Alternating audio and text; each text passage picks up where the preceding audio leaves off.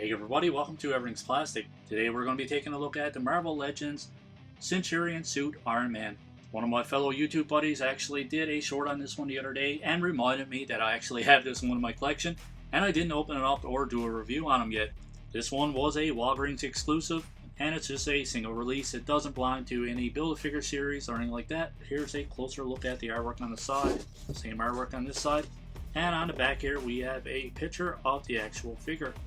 There is a quick little read up on the back that says, Tony Stark jets back from obscurity in silver Centurion armor. A breathtaking technological achievement equipped with a unibeam, force field, and a rapid-fire pulse bolts. So pretty cool design in this one overall. That's pretty much it for packaging. We'll be right back with this one out of the box so we can get a closer look. For accessories, he comes with two fisted hands, which are pretty cool. He also comes with two of these blast effects, which are pretty cool. We've seen these before. What I do like about these, if you just want to port it in like this little part is removable. I'm sure you guys already know that anyways, but just in case you're new to a line, like how they're actually making these out of a softer plastic now, a little bit easier to work with. It also comes with two of these blast effects as well, and these kind of just port in easily. Not usually a fan of the packaging and the boxes on the Marvel Legends, but I thought it was a pretty cool backdrop. I'm actually going to hold on to this. It does look kind of cool for pictures and stuff like that. Alright, so let's take a closer look at the figure. Do you like the cool detail? We can actually see some white in behind there. You can see his eyes. Looks pretty cool. I actually like the sculpt of this one. The only downside, we can see a lot of marbling in the red plastic. We do see a little bit of marbling in the silver as well, but the red is really noticeable, especially when the light shines on it. I think the marbling actually makes this one look a tad bit cheap. But other than that, overall, the appearance of this one is fantastic. Like I previously mentioned, I really like the design. And I'm sure you guys are all familiar, but a lot of this mold is actually from the 80th anniversary. We're so used to Hasbro reuse and everything, I don't even know if it's worth even bringing this up anymore. I think if this one was actually painted, it would look 10 times better. Cool design on the back. I see the cool little details in his feet and his boots and all that good stuff. So overall, yeah, appearance-wise, this one, I think it looks fantastic. The only downside is the marbling in the plastic. So that pretty much wraps up a closer look. Let's go over articulation.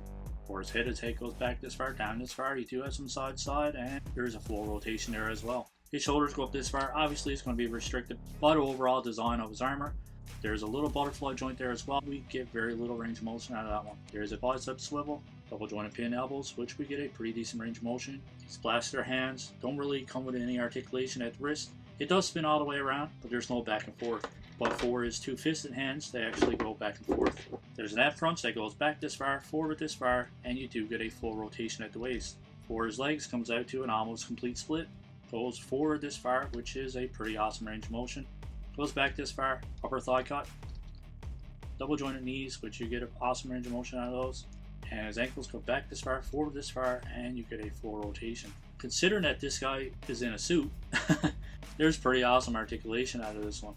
It actually has better articulation than some of the non-suited characters. So we put some blast effects in his hands. I think the pin could have been a little bit longer on these, but they do still port in. Relatively good, not bad. Looks kind of cool. And we do have these blast effects too that can go into his hands, or you can actually put them into his feet. If you guys have a stand or anything like that, or you can switch them around, whatever you want to do with it. Alright, switch it around, just give you guys a quick idea. Obviously play around with it a bit more, you get a little bit better pulls out of this one. But for the sake of the review, just want to give you guys a quick idea of how he would look if you want to port all the blast effects in. I think this one looks pretty cool, man.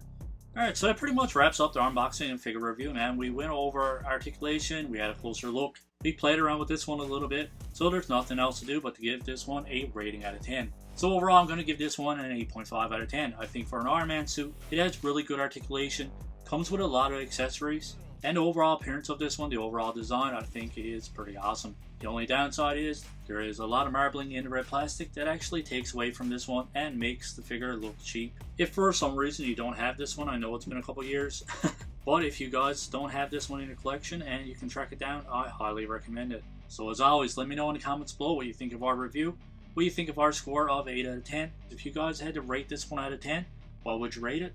If you liked our review, don't forget to hit that like button. And that subscribe button is there as well if you guys want to subscribe to the channel. As always, we hope you enjoy the rest of your day. Keep collecting. Stay safe.